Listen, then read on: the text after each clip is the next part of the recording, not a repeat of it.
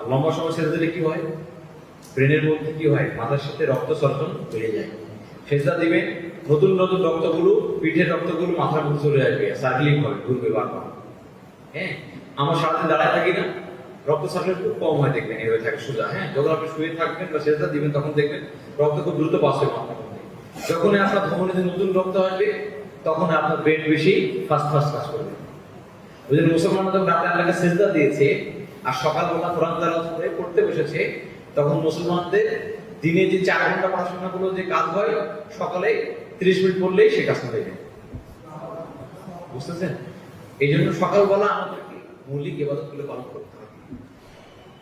আকিমুস সালাত লিদুলুকি শামস ইলা গাসাকিল লাইল কুরআনাল ফাজর ইন্না কুরআনাল ফাজরি মনে আছে আপনাদের?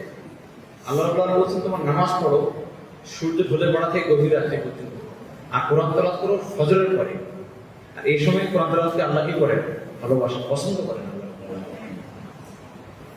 সকালবেলা না ঘুমিয়ে কোরআন তেলাওয়াত করে পড়াশোনা করতে হবে, রাতের বেলা আল্লাহকে সিজদা করতে হবে, কোরআন তেলাওয়াত করতে হবে।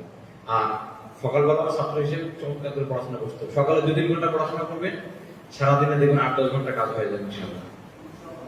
শহীদ আব্দুল মালিক ভাই